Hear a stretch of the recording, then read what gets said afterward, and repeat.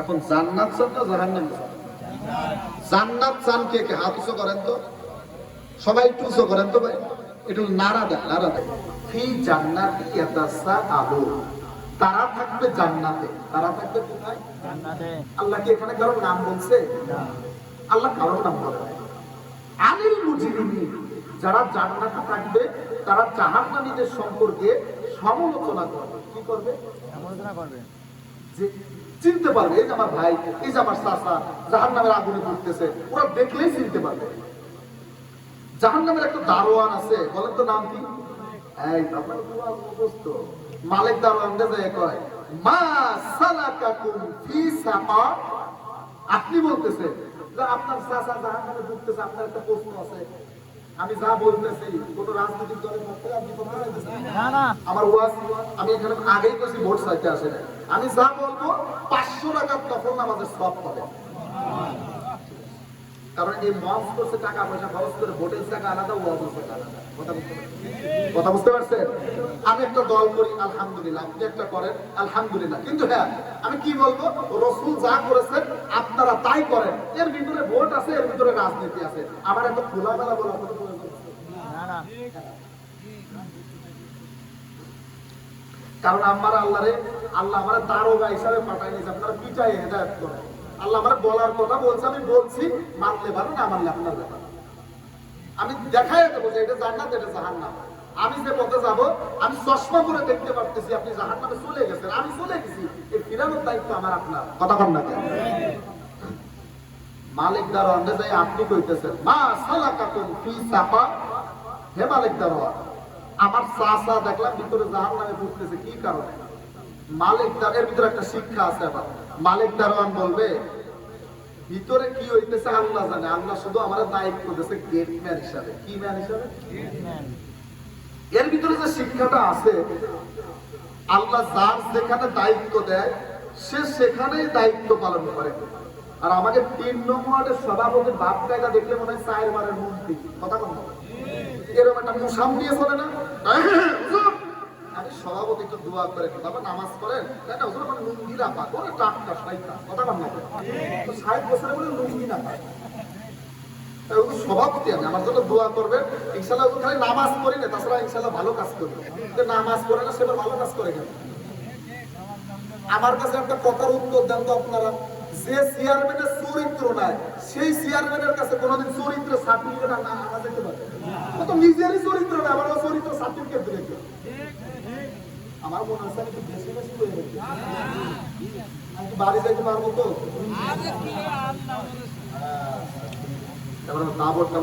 ভয় করে, তারপরে আমার একটু ভয় করে, হুজুর মানুষ তো চেয়ারম্যানের নাই চরিত্র, ওর কাছে যে কয় স্যার একটা চরিত্র সার্টিফিকেট, ওর নাই নিজের চরিত্র আর একজনের কি দেবে? এবার আর ভুল করবেন না, সব লোকের এবারকে ভালোবেসে দাঁড়া করাবেন, পারবেন তো ইনশাআল্লাহ? না এটা তো রাজনীতি করলাম, সব লোক ভালো লোক দেখবেন ভাই। হুজুররা শুধু ওয়াজ করে যে চোরের হাত কেটে দিবা, কেউ ওয়াজটা করে না। আজ পর্যন্ত কোন হুজুর ব্যাখ্যা করে না যে কোন চোরের হাত কাটতে হবে, ব্যাখ্যা করে না, কোনো চাকরি থাকে না। আমি আজকে একটু ব্যাখ্যা করে দিয়ে যাই, এটাই কোরআন হাদিস, এর বাইরে না। কোন হুজুর ব্যাখ্যা করে না ভয়তে। কি কাদের হাত কাটতে হবে জানে? আপনার এলাকায় যে মসজিদ আছে, জুম্মার দিনে কত মানুষ নামাজ পড়ে? ধরেন 200 লোক। আপনাদের মোহাম্মদপুর বাজার মসজিদে মনে করেন 200 লোক নামাজ পড়ে। কি আপনারা কি ঘুমাইতেছেন না? 200 লোক নামাজ পড়ে। আপনারা যতক্ষণ তেজ আছে আমারও আছে, আমি একটারও ঠিক করে বসে থাকতে দেবো না। আপনারাও বলবেন, আমিও বলবো, আমার ওয়াজ শেষ। কথা আছে? মনে করেন মোহাম্মদপুর বাজারে মসজিদে 200 লোক জুমার নামাজ পড়ে। কত লোক? 200। আপনার এলাকায় একটা চোর আছে, নাম হচ্ছে মজনু। নাম মজনু। ও প্রতি শুক্রবার ওই জুতাগুলো চুরি করে ঢাকায় গুলিস্তানে বিক্রি করে, কারণ গুলিস্তানে পুরান জুতা কিনতে পাওয়া যায়, তাই না? প্রত্যেক বছরের কামাই হচ্ছে 40,000 টাকা। কয় টাকা? কথা কিন্তু বুঝে আপনারা একটু আওয়াজ দিয়ে বলুন তো, এই মজনু চোর না ইমানদার? যে জুতা চুরি করে সে চোর না ভালো মানুষ? আপনার এলাকায় আছে কিনা আমি জানি না, যারা যে রাস্তার টাকা ব্রিজের টাকা চুরি করে খাইছে এটা আছে নাকি এই এলাকায় আছে? এই যে নেতায় যারা চুরি করে এই চোরটা ভালো মানে একটা হচ্ছে অভাবে আর একটা হচ্ছে যে মজদু জুতা চুরি করছে ওই তো অভাবে করছে না স্বভাবে করছে? কারণ জুতা যে চুরি করে সে স্বভাবে করে। যে নেতার ব্যাংকে কোটি কোটি টাকা আছে সেই নেতা যে রাস্তা খাইলো ব্রিজ খাইলো এমনকি দুলজোড়া বাজারে বাথরুম পর্যন্ত খাইয়ে ফেলা এমন লোক আছে। এই যে বাথরুম খাইলো এই নেতার ব্যাংকে হাজার কোটি টাকা পড়ে আছে, এই নেতা চোর অভাবে না স্বভাবে? আল্লাহর কোরআন বলছে স্বভাবের চোরের হাত কাটো, অভাবের চোরের না। আর এই দেশে অভাবের চোরের পিঠায় আর স্বভাবের চোরের গলায় ফুল দিয়ে কয় স্যার আসসালামু আলাইকুম। এই কথা বলতে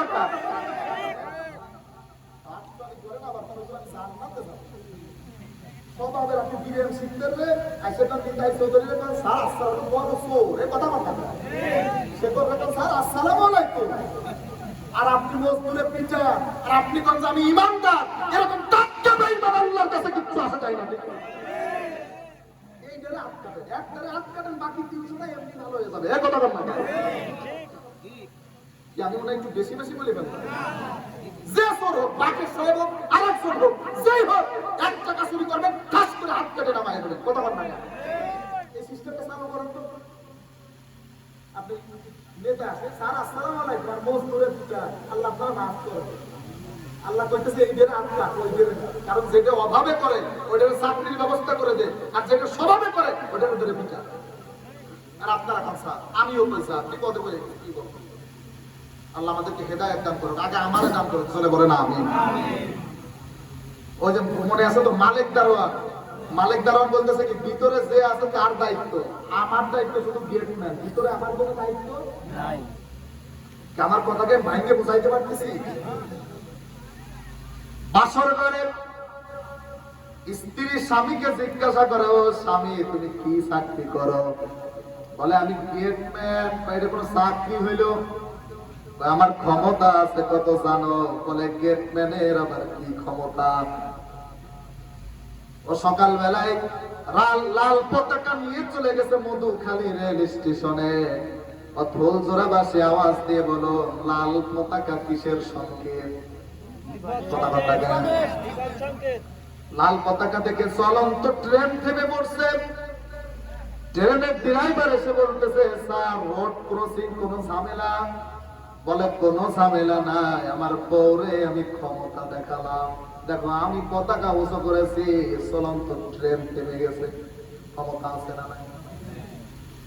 ড্রাইভার ঠাস করে একটা থাপ্পড় মেরে বলতেছে কত গুরুত্বপূর্ণ লোক আছে ভিতরে, বেটা তুই বউরে ক্ষমতা দেখাস? বউ বলতেছে তোমার ক্ষমতা আছে বুঝলাম, লাল পতাকা উঠাই দেছো, চলন্ত ট্রেন থেমে গেছে, কিন্তু ড্রাইভার তোমার মাইল লোকিয়া? স্বামী বলতেছে ও দেখাইলো ওর ক্ষমতা, আমি দেখালাম আমার ক্ষমতা। কথা কন লাগা? এই দুনিয়ায় এটাই চলতেছে, যে যেখানে আছে সে গিয়ারে আছে, ও কারোরই মানে না, বলে আমি একাই সব। অথচ আজরাইল যদি চলে আসে, যদি 7 বার পাতলা পায়খানা করে ওর নিজের ব্যালেন্সই ঠিক থাকে না, ঠিক কিনা? অথচ ক্ষমতা দেখায় এদেশে 1000 কোটি টাকার মালিক আমার পিছনের আওয়াজ করে, অথচ আমি দেখে আসলাম পঙ্গু হাসপাতালে শুয়ে মরতেছে। এই যে মাথার ভিতরে 6টা রেখা আছে, আমার আলোচনা যদিও এইদিকে না, আমি যদি সারা রাত গবেষণা করি আপনি অবাক হয়ে যাবেন। মাথার ভিতরে 6টা রেখা আছে, একটার নাম ফরন্টাল লব, আরেকটার নাম অক্সিপিটাল লব। এরকম 6টা রেখা আছে। 6টা রেখার সাথে আমার মালিক 9 লক্ষ রগ এমনি এমনি পেঁচায় রাখছে। একটা রগ একটু ড্যামেজ হয়ে যাবে, আপনি প্যারালাইসিস হয়ে শুয়ে থাকবেন। আর আপনি ক্ষমতা দেখান আমি মোল্লা গোষ্ঠীর ছেলে। আপনি হাঁটতেছেন, পায়ের একটা রগ আমার আল্লাহ ছোট করে দেবে, 14 বংশ বিক্রি করবেন, তাও একটা ওষুধের টাকা হবে না, ঠিক না? আপনি বলেন আমি হাজি গোষ্ঠীর ছেলে। আপনার ধরে পায়ে ধরে বলে কখন যেন আজরাইল চলে আসে। আমি সেই টাঙ্গাইল থেকে 300 কিলো আপ ডাউন করে আপনাদের মাঝে আসলাম। আমি তো নাও আসতে পারতাম। আমার কালকে মাহফিল সে আবার সেই টাঙ্গাইলে, আমি এখন যাইতে পারবো কিনা, আমি কথা বলতে পারবো কিনা, একটু আওয়াজ দিয়ে বলুন। আমার কোনো গ্যারান্টি আছে? আমি এখান থেকে নেমে যাই বাড়ি যাইতে পারবো কিনা, আমার কোনো গ্যারান্টি নাই। আমি দুটা পায়ে ধরে বলি জাহান্নামের সময় এক বাক্যে জবাব দেবে, ক্বালু লাম নাকু মিনাল মুসাল্লিন।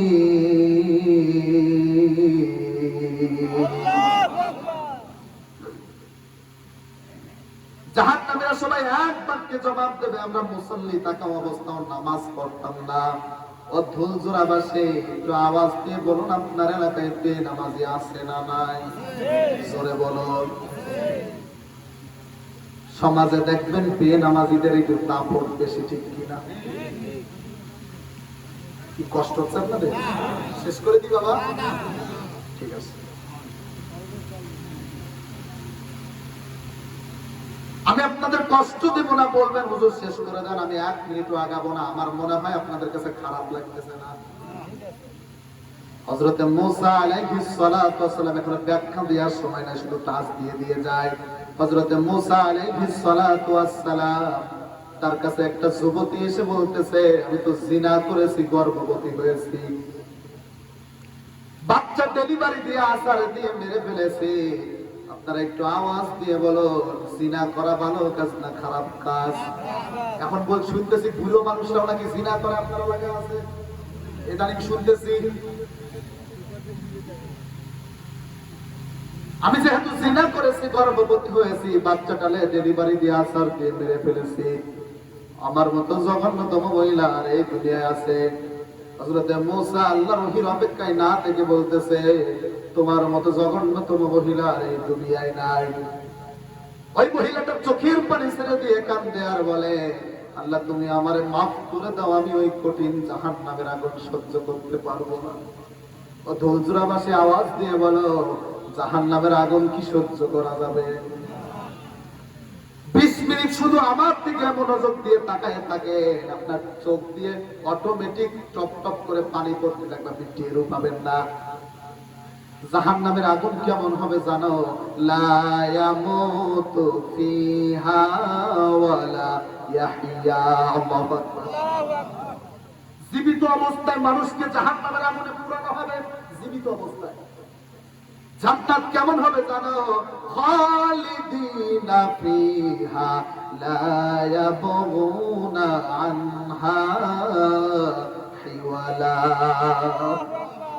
যারা একবার জান্নাতে যাবে তারা বের হতেও চাইবে না, আমার আল্লাহ তাদেরকে বের করবে না। সুবহানাল্লাহ বলতেছেন। ওই মেয়েটা চোখের পানি ছেড়ে দিয়ে কাঁদে আর বলে, মালিক আমি ওই কঠিন জাহান্নামের আগুন সহ্য করতে পারবো না, তুমি আমারে মাফ করে দাও। আমার আল্লাহ বলে, ও মূসা, এর থেকে জঘন্যতম মহিলা, এর থেকে জঘন্যতম পুরুষ দুনিয়ায় আছে। তারা কারা জানো? যারা সুস্থ থাকা অবস্থাও নামাজ পড়ে না, জিনা করাচ্ছে খারাপ কাজ, মানুষ হত্যা করাচ্ছে খারাপ কাজ, যারা বেনামাজি। আপনার এলাকায় বেনামাজি আছে না? না, জিনা করাচ্ছে খারাপ কাজ। আমার আল্লাহ বলে, যারা সমাজে নামাজ পড়ে না তাদের দায়িত্ব আমি ছেড়ে দেই, ও আমার বান্দাই থাকে না। নামাজের গুরুত্ব কত জানেন? নবীরা গন্ধ সাহাবী, বুখারীর বর্ণনা, নবীরা গন্ধ সাহাবী নবীকে বলতেছে, ও নবী, আমি তো চোখেও দেখি না, কানেও শুনি না, আমি কি ঘরে নামাজ পড়তে পারবো? নামাজ তো সারার কথা বলে নাই, বলছে আমি কি ঘরে নামাজ পড়তে পারবো? কারণ আমি চোখেও দেখি না, মসজিদও চিনি না। নবী বলতেছে, তোমার ঘরে একটা রশি লাগাও, মসজিদে একটা রশি লাগাও, রশি ধইরা ধইরা মসজিদে যাবা, তারপরও জামাত ছেড়ে দেওয়া। জামাতের গুরুত্ব বোঝেন? অন্ধ সাহাবীরে বলতেছে, রশি ধইরা ধইরা মসজিদে যাইবা, তারপরও জামাত ছেড়ে দিবা না। আর আমাদের হাত আছে, চোখ আছে, এরপরও মসজিদ চিনি না, আছে না নাই? আমি দুটো পায়ে ধরে যাই, আর যুবক হয়তো হাসতেছেন আজকে, এই হাসিও একদিন থাকবে না। হয়তো মোহাম্মদপুর বাজারে আপনার কাফনের কাপড়টা চলে এসেছে, দুটা পা গায়ে দে, আমি দুটা পায়ে ধরে বলে যাই আর কোনোদিন বিয়াদবি করিস না বড়দের সাথে। কলিজার টুকরা মুরব্বীরা ও কলিজার টুকরা যুবকেরা, আল্লাহর কসম করে বলতেছি, দুটা পা গায়ে দে, আমি ধরে যাই, জীবনে আর নামাজ ছাড়িস না। কিয়ামতের ময়দানে আমার আল্লাহ সর্বনার মরিদ হয়েছেন এটা দেখবে না, আক্রোশের মরিদ হয়েছেন এটা দেখবে না, আমার আল্লাহ বারে বারে দেখবে আপনি নামাজ পড়েছেন কিনা। নবীজি তালহা রাদিয়াল্লাহু তাআলা আনহা আর হুযায়ফা রাদিয়াল্লাহু তাআলা আনহু নবীর একটু কাছের সাহাবী ছিলেন। হুযায়ফারে বলতেছে, ও হুযায়ফা, মদিনার বুকে দেখো কিছু মুনাফিক আছে, তাদের লিস্ট করে নিয়ে আসো। আমার কথা কি বোঝা যায় না? মানে আমার কথা কি, আপনার গ্রাম্য মানুষ তো, আমি কি বুঝাইতে পারতেছি? 11টা কিন্তু বেজে গেছে, আপনারা পারলে আমার সমস্যা। নবীজি হুযায়ফারে বলতেছে, হুযায়ফার নিলি আমি, ও হুযায়ফা, মদিনায় কিছু দেখো মুনাফিক আছে, ওদের লিস্ট করে নিয়ে আসো। নবীজির কাছে লিস্ট করে নিয়ে আসতে বলল মুনাফিকদের। কাদের? কথাটা আবু বকর রাদিয়াল্লাহু তাআলা আনহু শুনতে পেরেছে। আবু বকর হুযায়ফারে বলতেছে, ও হুযায়ফা, যখন তোমার লিস্ট করা শেষ হবে, এই লিস্টটা একটু আমারে দেখায়ো, কারণ দেখো আমার নামটা এর ভিতরে এসেছে কিনা। আমার নামে যাবে একটা প্রথম কারণ হচ্ছে নামাজ না পড়া। করবেন তো ইনশাআল্লাহ? দ্বিতীয় নাম্বার কারণ, قالوا لم نكن من المصلين ولم نكن نطعم المسكين। যারা এতিম মিসকিনকে খাইতে দেয় না, এতিমের টাকা চুরি করে, এমন মানুষ আছে না? এরা কি মানুষ না আমলি? আল্লাহ জানে। এতিমের টাকাও খায়। বলে কয়টা যাবে, আপনারা শুনছেন কিনা জানেন না, পুলিশ করছে 2 জন, মানুষ করছে 1 জন, মানে পুলিশ আর মানুষ না। এরা কি মানুষ? এতিমের টাকাও খাইয়ে ফেলে। কি কষ্ট পাচ্ছেন না? কেন এতিমের টাকা খাওয়া যাবে না? এখন তো ব্যাখ্যা করার সময় নাই। দ্বিতীয় নাম্বার, জাহান্নামে থাকতেছে তাদের কারণ হচ্ছে তারা এতিমের টাকা চুরি করে। আরাম না কোনো তাইমুল মিসকিন। 10 টাকা দামের কার্ড একটা দিলে হয়ে যায় 10,000 টাকা নিয়ে 2 বছর আগে দিয়েছে। এর ভিতর কোনো খোঁজ নাই, অধিক যায় ইল্লাল্লাহ জিকির করতেছে। এমন কৃষক আছে আমার জানার মতে, এগুলো তো আমি বুঝি, সারাটা দেশ চড়াই খাই এমনি আজকে 9টা বছর গোটা বাংলাদেশে ঘুরি। এমন মুরব্বী আছে, কুদাইল ফজরের নামাজ করে কুদাইলটা কাঁধে নেছে নিয়ে মাঠে যায়, নিজের আইলে আপনারা কি করে আইল বাদে আরেকজনের আইল কুমাইতেছে, ইল্লাল্লাহ ইল্লাল্লাহ, অথচ নিজেরটা মধ্যে আরেকজনেরটা শেষ করে দিতেছে। সাথে সাথে কি কয়, ইল্লাল্লাহ ইল্লাল্লাহ, মানে জিকিরের তালে তালে আরেকজনেরটা শেষ করে দিতেছে। এটা তো জায়েজ আছে নাকি? ইল্লাল্লাহ কইতেছে, জিকিরের তালে তালে আরেকজনের আইল খেয়ে দিতেছে, ও টেরই পাইতেছে না, অথচ ফজরের নামাজ পড়ে দিতেছে। কি বলবো? অবস্থা। 3 নাম্বার কারণ, সময় নাই, এই জন্য বলি কোরআনের মজার মজার কথা 2-3 ঘন্টা শুনতেও পছন্দ করে। যদি 9টায় উঠতে পারতাম, 11:30 পর্যন্ত 2.5 ঘন্টা কথা বলতে পারতাম, আপনারা নির্দ্বিধায় শুনতে পারতেন।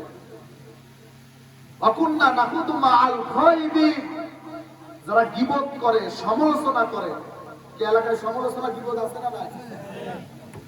চার দোকানে বসলে টের পাওয়া যায়, চাচা নিজের নাম সই করতে পারে না, অথচ আমেরিকা রাশিয়ার যুদ্ধ ঠেকায় আছে না? এমন যুদ্ধ লাগায় দেওয়া। ট্রাম্পের সাথে মাঝে মাঝে কথা বলে চার দোকানে বসে, পার উপরে পা উঠায় দিয়ে শুরু করছে ওই যে গল্প, ওদিক নামাজও যায়, বউ মাঝে মাঝে চলে যায়, তারপর গল্প শেষ হয়। কেমন লোক নাই? হ্যাঁ, একটু তাকান। আপনাদের এলাকায় আজকে মহিলারা আসছে, ওদের একটু ওয়াজ দরকার আছে না? এই যে আপনি এই যে গীবত সম্পর্কে বললাম, এই গীবত দেখবেন আমার মহিলাদের ভিতরে একটু বেশি। কথা বল না, এক জায়গায় 14 জন বসে, এবার এই একটু মনোযোগ দেন, আর আধা ঘন্টা মনোযোগ দেন, আর 5 দেব না। এক জায়গায় 14 জন বসে, একটারে আর একটারে কয়, এ বুঝানো আমার স্বামী কত খারাপ, ও যে কার নামে কয় নিজে পায়, আগে নিজের স্বামী দিয়ে শুরু করে। এমন দাসদার মহিলা আছে কার ঘরে ঘরে আপনি করেন কেন মা বলতে দেন না সব আল্লাহ বলতে আলহামদুলিল্লাহ বলেন। আর প্রজেক্টর তো আমার দিক দিয়েও আছে, আপনাদের বিপদ নাই, আপনারা মনে করতেছেন আমার রাত্রি খাওয়া যায় না। ঠিক আছে, আল্লাহু আকবার বলেন। এই মহিলাদের সম্পর্কে সারাটা জীবন খালি শোনেন যে হুজুররা ওয়াজ করে, নামাজ পড়বা, পর্দা করবা, এ করবা, স্বামীর খেদমত করবা, শেষ। কিন্তু আজকে একটু ডিজিটাল কায়দায় কিছু বলতে চাই, শুনবেন তো ইনশাআল্লাহ? আর আমার মন করে কথাটা বুখারীতে আসছে, এই সিরিয়াল গুলো আমি করে নিয়ে আসছি, আপনাদেরকে শোনাবো। আল্লাহর রহমতে আর বউ কোনোদিন আমাদেরকে নির্যাতন করবে না, ঠিক আছে তো ইনশাআল্লাহ? ঘরের নির্যাতন ভাই বড় নির্যাতন, আমরা তো বাইরে থাকি টের পাই। যার ঘরে অশান্তি ও দুনিয়ার জাহান্নাম, আখিরাতেও জাহান্নাম, এ কথা না কথা। ঘরের অশান্তি সবচেয়ে বড় অশান্তি। এই ফেরেশতাগুলো এখন আসতেছে কোথা থেকে? চুপ করে বসে এটা রে, কথা বলে না ছোট ভাইরা। আমি তোমাদের ভাই, বসে বসে সোনামণি সব আমার কলেজার টুকরা সবগুলো আলহামদুলিল্লাহ বলে। কারণ ওয়াজ এসেছে, ফেরেশতা এখানে ধরবে, এখানে এসে যাবে। এজন্য সুন্দর করে বসায় দেবেন, বিশৃঙ্খলা যেন না হয়। এই যে সুন্দর ভাই, এগুলো তো ভাত আর সিটে আছে আলাদা কিছু। এজন্য মন দিয়ে শোনেন, দেখেন কার কার বউ এবং আমার ভিতরে যদি থাকে এই রোগগুলো সারা দেন। আমি আল্লাহর কসম করে বলতেছি, আজকের মাহফিলে যদি আপনি আমার কথাগুলো মন দিয়ে শুনতে পারেন, আপনার জীবনটা আমার আল্লাহ পরিবর্তন করে দেবে। জোরে বলেন আমিন। এক নাম্বার দেখেন তো এই রোগী কেউ আছে কিনা? যার যার বউ আছে আপনি তো জানেন। আর মা বোনরা যারা শুনতেছেন সবাই না, সবাই যে খারাপ তা না, দিনদার মহিলা আছে না নাই? এক নাম্বার হাত না, কিছু মহিলারা স্বামীরে শুধু খুঁচায় যে খরচ করবা আমার জন্য, তোর বাপ মার জন্য করতে পারবি না, এমন মহিলা সমাজে আছে না? আছে। মা বলে ছেলেরা বলে, ও ছেলে আমার জন্য একটা পান কিনে নিয়ে আসবা। বউ বলে আমার জন্য একটা সাবান কিনে নিয়ে আসবা। মার পান আনতে মনে আছে কিন্তু সাবান আনতে মনে নাই। বাড়ি আসার পরে বউ বলতেছে তোমার সাথে 16 বছর সংসার করছে, জীবনে কিছুই পাই নাই। কথা বল না গা, কেমন নাই? একটা সাবানের জন্য এই একটা যুবক কইতেছে একদম হুজুর মিলে গেছে আমার সাথে। কত বড় কষ্ট আছে দেখছেন আপনি? আমি শুনবো না, আমার কান, আমার দুইটা জিনিস ভালো। আপনি ওই কোনায় যে আস্তে কথা বলতে আমার কানে চলে আসে, আমার কান আর চোখ ভালো আছে। কমন করছে, দেখ কমন করবে আজকের ওয়াজ। একটা কথাও বাইরে বলবো না। আমার আমার আমার ওয়াজই হচ্ছে সমাজের বাস্তব কিছু বলা। কষ্ট হচ্ছে না তো? বাড়ি আসার পরে বলে তোমার সাথে 16 বছর সংসার করছি, জীবনে কিছুই পাই না, একটা সাবানের জন্য 16 বছর বলি। ও মা, আপনি কানা বোরকা পড়তে পারেন, আপনি হাত মোজা পড়তে পারেন, আপনি তাহাজ্জুদ করতে পারেন, যে মেয়ে স্বামীরে দমক দাঁড়িয়ে কত নামাজ আমার আল্লাহর দরবারে কবুল। 2 নাম্বার মাতা না, কিছু মেয়েরা দেখবেন স্বামীরে খোঁটা দেয়, খোঁটা দিয়ে মহিলা সমাজে আছে না নাই? কিছু হইলেই বলে আমার ভাই কিন্তু বিএনপির ওয়ার্ড সভাপতি, সাবধানে কথা বলবো, আছে না নাই? স্বামীরে কইতেছে। কিছু হইলেই বলে আমার বাপ কিন্তু সেনাবাহিনীর চাকরি করে, সাবধানে কথা বলবা। আর দেশের অনেক বাবা আছে মেয়ে বিবাহর সময় বলে দেয়, মা তোর যদি আমার জামাই কিছু বলে আমার কাছে বলবে, তোরে ডিভোর্স দিয়ে নিয়ে চলে আসবো, আর এক জায়গায় দিয়ে দেবো, আছে না নাই? মেয়েরা যদি এই সাহস দেয়, ওই মেয়ে কোনোদিন ভালো হবে? আর উল্টে বিয়া তুমি করবে, আমার বাপ তো আইনে আর এক জায়গা দিবে, তাই এক মাইয়া দেবেন কয় জায়গা? 5 জায়গা।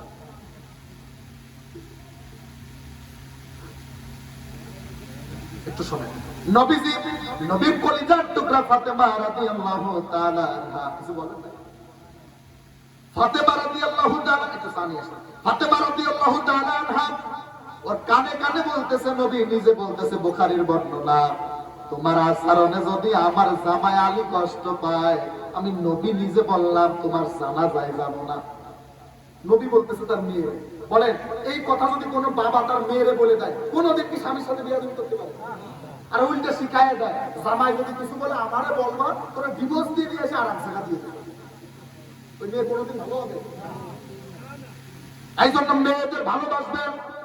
আমারও মেয়ে আছে, আপনার থেকে ভালোবাসার কম নাই।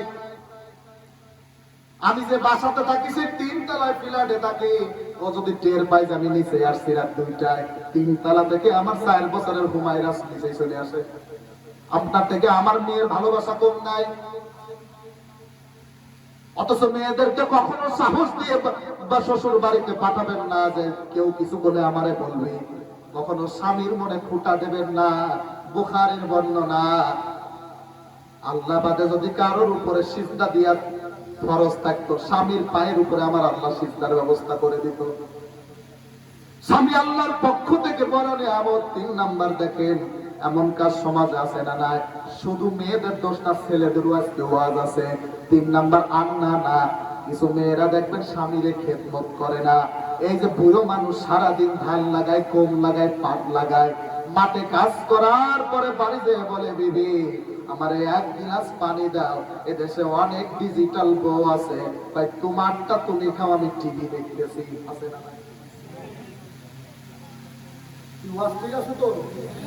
তোমারটা তুমি খাও, আমি টিভি দেখতেছি। কত বড় বিয়া! তুমি একটা কথা দেখছো, ও সারাটা দিন মাঠে কাজ করে আসবে, শরীরে খাও, আসে বলতেছে 1 গ্লাস পানি দাও, আমি সিরিয়াল দেখতেছি, তোমারটা তুমি খাও। আপনি আবার বলে 5 ওয়াক্ত নামাজ পড়ে।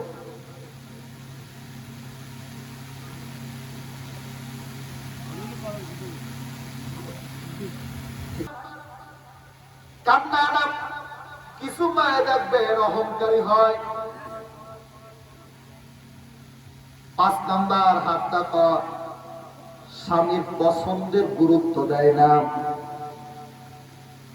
আমি মনে করেন ইমাম সাহেব, আমি চিন্তা করেছি আমার বোর জন্য একটা জিনিস কিনে নিয়ে যায় শখ করে, তো বাড়ি যাওয়ার পরে তাই এটা কোনো পছন্দ হইলো, তোমার কোনো পছন্দ হয় না, আমি শখ করে কিনে দিয়ে দিলাম।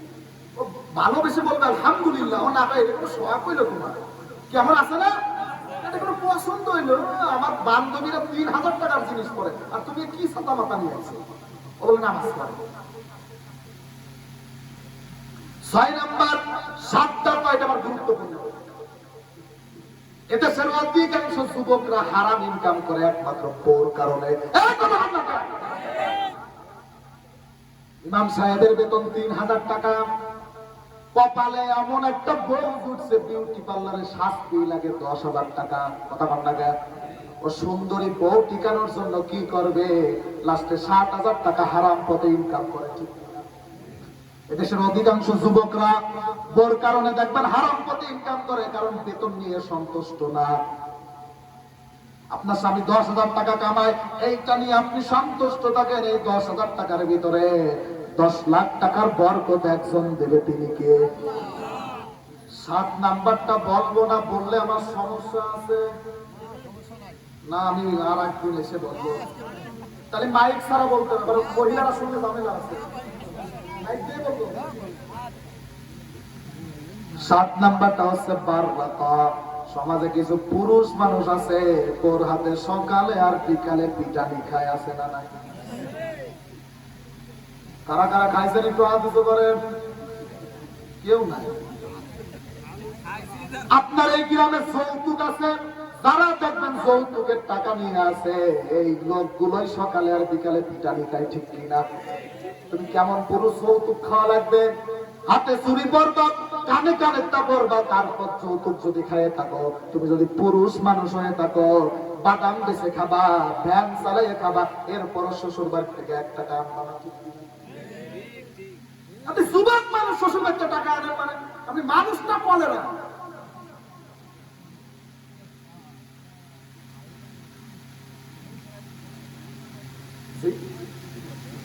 কিছু সমস্যা সমস্যা হলে আমরা জানেন, আমি বলছি শেষ করে দেবো। আমি এখনো শেষ করি নাই। এবার আপনাদের কান্না করার পালা, একটু আমার দিকে তাকান। শুধু মেয়েদের দোষ না, এখানে অনেক যুবক আছে বউরে ধরে পিটায়, বউরে ধরে গালি দেয়, সন্তানের সামনে বউরে ধরে গালি দেয়। যুবক, এই যে মেয়ে মানুষটা 16 বছর বাবাই মানুষ করে তোমার হাতে দিয়েছে, তুমি ছাড়া আপন মানুষ কেউ নাই। এদেশে অনেক শাশুড়ি আছে, নিজের মেয়ে যদি একটু কাশি দেয় বলে মা ঘুমায়ে পড়, আর বউ মারে বলে কাজ করে খানা হলে ঘর থেকে বের করে দেবো, আছে না নাই? একটা মেয়ে বাবা হাজার করে পাইলেও ওকে কোনোদিন কাজ করায় না। আপনার বাড়িতে দেয়, আপনার মুখে দিক তাকায়, আপনি শুধু বারে বারে বলেন তুই যদি বেশি কথা বলিস তোরে তালাক দিয়ে আর একটা বিয়ে করবো। আপনি কিছু আপনার চরিত্রই নাই। ওর সাথে আপনি চিল্লা চিল্লি করেন, বকাবকি করেন, আপনি মানুষ। নবীজির একটা হাদিস পড়তেছিলাম গতকালকে মোবাইলে। রাতের অন্ধকারে আয়েশা রাদিয়াল্লাহু খাদিজা রাদিয়াল্লাহু তাআলা আনহা, রাত 3টা বেজে গেছে, নবীজি দাওয়াতি কাজ সেরে এসেছে। আসার পরে নবীজি ঘরের ভিতরে টক টক করে আওয়াজ করেছে। খাদিজা সাথে সাথে দরজাটা খুলে দিয়েছে। নবীজি খাদিজাকে বলেন, ও খাদিজা, তুমি এই দরজাটার সাথে সাথে খুলে দিলে ঘুমাওনি? খাদিজা বলে, হুজুর আপনি দাওয়াতি কাজ শেষ করে রাতের অন্ধকারে বাড়িতে আসে, আমি যদি ঘুমায়ে পড়ি আপনি আমারে বারবারে ডাকবেন, আপনি কষ্ট পাবেন, এই জন্য ঘুমাই না। সারাটা রাত দরজার সামনে দাঁড়াইছিলাম, কখন যেন আমার নবী ডাক দেবে, আমি খাদিজা দরজা খুলে দেব। এমন বউ তো ঘরে বউ নাকি? মোহাম্মদপুরে একটা পর্যন্ত পাচ্ছি না। আমি তো বাগুড়াই জামাই, আমার শ্বশুর বাড়ি মাগুরা। দুনিয়ার মানুষ একটু খেয়াল করেন, হযরত আসিয়া রাদিয়াল্লাহু তাআলা আনহা পুরো জীবন এটা আমি পড়েছি। আপনার স্বামী তো আর ফিরাউনের মতো না। ফিরাউন তার রাতের অন্ধকারে হাতের ভিতরে পেরেক মেরে দিত, গরম তেল গার উপরে ঢেলে দিত, এরপরও আসিয়া আল্লাহর কাছে কখনো স্বামীর বিরুদ্ধে মামলা করে নাই। আর আপনার একটা সাবান কম হইলে স্বামীরে বলে তুই মরতে পারিস না, আছে না নাই?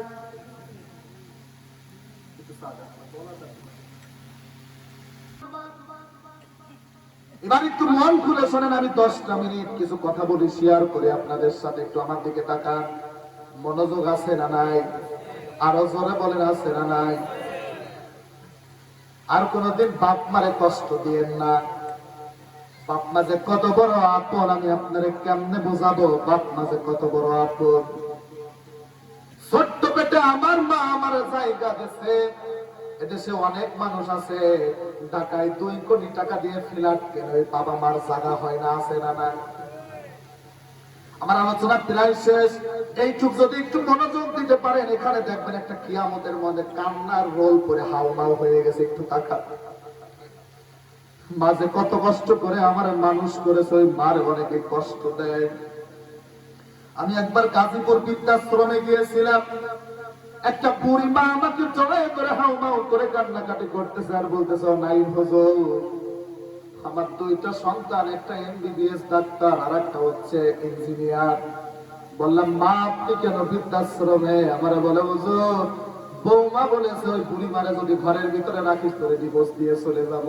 অথচ এই 2টার মানুষ করতে ওই মার জীবনটাই শেষ হয়ে গেছে। ঠিক কিনা? এই যে শীতকাল, আপনি নিজে পরেন 8,000 টাকার কম্বল, মার একটা এমন কম্বল দিয়েছে মাত্র 80 টাকা দিয়ে, গোয়াল করে থুয়ে দিয়েছে। ও ভাই একটু আওয়াজ দিয়ে বলুন, আপনার এলাকায় মারে কষ্ট দিয়ে সন্তান আছে না নাই? আমার আল্লাহ বলতেছেন, ওয়াকাদা রাব্বুকা আল্লা তা'বুদু ইল্লা ইয়্যাহু ওয়া বিল ওয়ালিদাইনি ইহসানা। মা বাবার সাথে সৎ আচরণ করো। উফিল লাকুমা, তোমার আচরণের জন্য কখনো বাপ মা শব্দ না করে। নবীজি একবার সাহাবীদেরকে আমার দিকে একটু তাকান, আর ঘুমায়েন না, এখন চোখের পানি আপনি ধরে রাখতে পারবেন না, একটু তাকান। নবীজি সাহাবীদেরকে নিয়ে বসে আছেন, নবীজি ওয়াজ করতেছিলেন, ইতিমধ্যে একজন বুড়ি মা এসে নবীজির সামনে দাঁড়ায় পড়লেন। নবীজির গায়ে একটা চাদর ছিল, শাল ছিল, নবীজি চাদর বিছায়ে বলতেছেন, ও বুড়ি মা বসে। সাহাবীরা প্রশ্ন করে, ইয়া রাসূলুল্লাহ আপনি যে বুড়ি মাটাকে বসতে বললেন, আপনি একজন পাওয়ারফুল মানুষ, হ্যাঁ কিছু বললে তার 2 টুকরা হয়ে যায়, হ্যাঁ বললে জায়েজ হয়ে যায়, না বললে না জায়েজ হয়ে যায়, আপনি এই বুড়ি মাটাকে কেন বসতে দিলেন? এই বুড়ি মাটাকে আপনার কি হয়? নবীজি চোখের পানি ছেড়ে দিয়ে কাঁদতে আর বলেন, ও সাহাবীরা আমি কোনোদিন আমার মায়ের আদর পাই নাই, আমি কোনোদিন আমার বাবার আদর পাই নাই। আমি ছোট্ট বয়সে, আমি যখন আমার মায়ের গর্ভে ছিলাম তখন আমার বাবা মারা গেছে। যখন আমার 6 বছর বয়স আমার মা মারা গেছে। মক্কা নগরীতে সবাই খেলা করে, সবাই সবার বাবারে নিয়ে যায়, কিন্তু আমি তাকাইয়ে তাকাই আমার মাও আসে না, আমার বাবাও আসে না। আমার মা গেল কোথায়, আমার বাবা গেল কোথায়? অকলিজার টুকরা যুবক, আজকে হয়তো তোমার মা বেঁচে আছে, আজকে তোমার বাবা বেঁচে আছে, তুমি কিচ্ছু টের পাইতেছো না।